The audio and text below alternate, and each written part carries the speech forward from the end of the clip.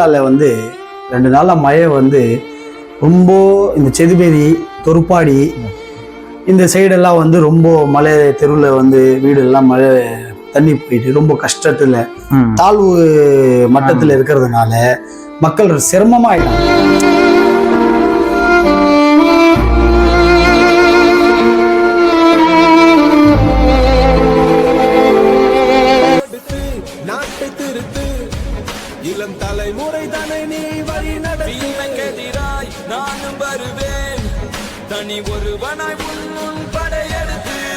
அவங்களுக்கு எதனா ஒரு தீர்வு எதனா நம்மளால முடிஞ்சது நம்ம பண்ற அளவுக்கு எதனா ஒரு நீங்க சொன்னீங்கன்னா நல்லா இருக்கும்.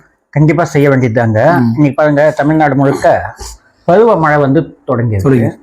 இதுக்காக அரசாங்கமும் மும்முரமாக செயல்பட்டு கொண்டே இருக்கு. கண்டிப்பா அதனுடைய இயந்திரம், அரசு அதிகாரிகள், அவங்க மேல ஒண்ணு கூட சொல்ல முடியாது. அவங்க செயல்பாடு நல்ல விதமா நடத்தின்னு இருக்காங்க. ஆனா அரசாங்கத்துக்கு மட்டுமே பொறுப்பு கிடையாது, சமூகத்துக்கும் பொறுப்பு. அதுதான் உங்ககிட்ட கேட்கறோம். இப்போ இங்க பாருங்க, இப்போ வேலூர் வட்டத்துல, வேலூர் மாநகரத்துல இந்த முழிப்பாளையம், செதுப்பேரி, இந்த கேகே நகர், இந்த மாதிரி பல பகுதிகளில் வீட்டு நகர் தண்ணி. இங்க இருக்கக்கூடியவங்க எல்லாமே ஏழைகள் கிடையாது, வசதி படைத்தவர்கள், பணம் படைத்தவர்கள், மசீது முத்துவதிகள், கோயில் தர்மகர்த்தாக்கள், சர்ச்சு பிஷப்புகள், இவங்களுக்கெல்லாம் முக்கியமா அவங்க வந்து இதை செய்யணும். அந்த மக்களுக்காக தான் எதாவது எதிர்பார்க்கறாங்க எல்லாருமே. இப்ப பாருங்க, ஒரு அதான் என்ன சொல்லலாம், அல்லாவுக்காக ஏதோ நீ கொடுக்குறனாக்கா அதான் நேரடியா வந்து வாங்குறது கிடையாது. யாராவது சொல்லுங்க, நேரம் அதான் வந்து பசிக்குது எனக்கு சாப்பாடு போடுன்னு சொல்லிக்கிறாரா? ஒரு மூலியமா தான் கொடுப்பாரு. அவன் படைத்த படைப்பு.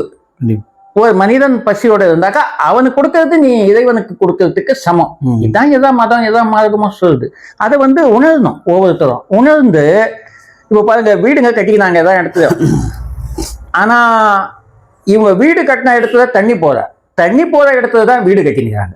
அதாவது அதனுடைய பாதையில் எப்படியோ பிளாட் போட்டாங்க, எப்படியோ அப்ரூவ் கொடுத்தாங்க, எப்படியோ ஒன்றும் வீடுங்க கட்டிக்கிறாங்க. அந்த பாதையில தண்ணி போற பாதையை தடை பண்ணும் போது அந்த தண்ணி உள்ள வந்து இது வந்து அவங்க தவிர இவங்க தவிர ஆய்வு பண்ணதை விட இன்னைக்கு என்ன தேவை அவங்களுக்கு, அதுக்கு வந்து சமூகம் கீழே இறங்கி வரணும். இப்போ நீங்களும் ஆகட்டும், நானும் ஆகட்டும், நானும் என்ன என்ற கண்டிப்பா கண்டிப்பா நம்ம எல்லாமே செய்ய முடியாத அந்த அளவுக்கு வசதி படைத்தவர்கள் நாங்கள் இல்லையே. நாங்கள் உழைப்பு கொடுப்போம், என்ற அளவுக்கு எங்களுடைய உணவில் பாதி கொடுக்க முடியும். ஆனா இன்னைக்கு எத்தனையோ விஐபிங்க நான் மட்டும் சுகமா இருந்தா போதும்னு சொல்லி நினைச்சுன்னு இருக்கிறாங்க. பாருங்க, அவங்க ஏன் வரமாட்டேன்றாங்க? வரணும். வேலூர்ல வந்து எல்லாமே ஏழைகளா, டெய்லி சம்பாதித்து சாப்பிடக்கூடியவர்கள் தான் இருக்கிறார்களா? எல்லாமே வசதியான நிறைய பேர் இருக்கிறாங்க. அண்டை வீட்டுக்காரன் பசியோடு இருந்தா நீ உண்ணுவது ஹராம்னு இஸ்லாம் சொல்லுது.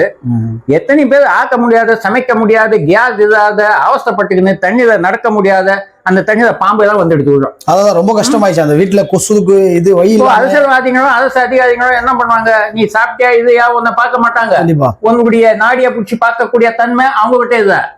அவங்க வருவாங்க, தண்ணி முடிச்சா அந்த நிவாரணம் இதுக்கு என்ன தீர்வு செய்யணும், இந்த மாதிரி மேயர் வந்தாங்க, எம்எல்ஏ வந்தாங்க, தஹசீல்தார் வந்தாங்க, எல்லாமே வர்றாங்க, அவங்க கடமையை அவங்க செய்யிட்டு போறாங்க. ஆனா அண்டை வீட்டுக்காரன் தான் அதை பத்தி கவனிக்கணும். எங்கப்பா கவனிக்கிறாங்க?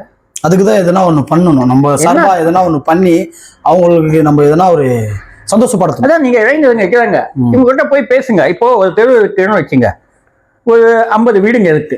அந்த 50 வீட்டுல ஒருத்தன் விஐபி இருப்பான், 4 பேர் விஐபி இருப்பான், வசதி படைத்தவங்க. இவங்களுக்கு என்ன தேவை? அங்கே ஒரு மண்டபம் இருக்கும், இந்த மண்டபத்துக்கு வந்துடுமா, இந்த மழை நிக்கிறதுக்கு நான் என்ன இதோ ஒரு செலவு பார்த்துக்கிறேன். இந்த மாதிரி வரணும், எதுங்கி வரணும். என்னையா எடுத்துன்னு போக போறேங்க? செத்து போனாக்க மேட்ரு ஓவர். நீ எவ்வளவுதான் வச்சிருந்தா கூட அந்த 6 அடிக்குள்ள அந்த மண்ணுக்குள்ளதான் போக.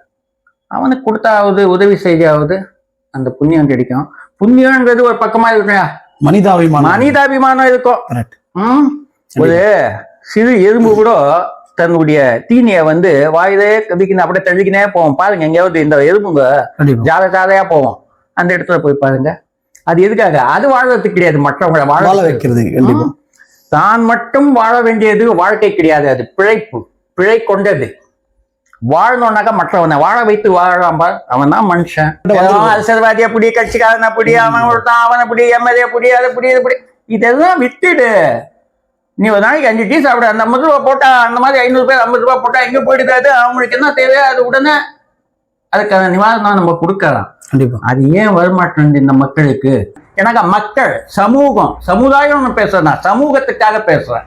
இந்த சமூகத்தை வாழ வைக்கிறதுக்கு இது போன்ற ஒரு இயற்கை சீக்கிரமான காலகட்டத்தில் எல்லாம் இறங்கி வந்தாதான் அவன் தவிர சும்மா நான் எம்எல்ஏக்கு ஃபோன் பண்றேன், நான் கலெக்டருக்கு ஃபோன் பண்றேன், இதெல்லாம் ஒன்றும் சாதிக்க போறது கிடையாது. அவரும் மனுஷன் தானே, எம்எல்ஏ மனுஷனா, தாசில்தாரும் மனுஷனா, சுத்தின்னு போறாரு. ஆனா நீ பக்கத்துல இருக்கிறவன் உனக்கு தான் அதுல பங்களிப்பு அதிகம். இதெல்லாம் கவனிக்கக்கூடியவங்க கவனிச்சா நிச்சயமா இதுக்கு கண்டிப்பா முடிவு கிடைக்கும். இந்த வீடியோ பார்த்துட்டு கண்டிப்பா நீங்க செய்வீங்க, நாங்களும் நம்புறோம், நாங்களும் இறங்கி செய்யணும். கண்டிப்பா செஞ்சாதான். கண்டிப்பா. அஸ்ஸலாமு அலைக்கும்.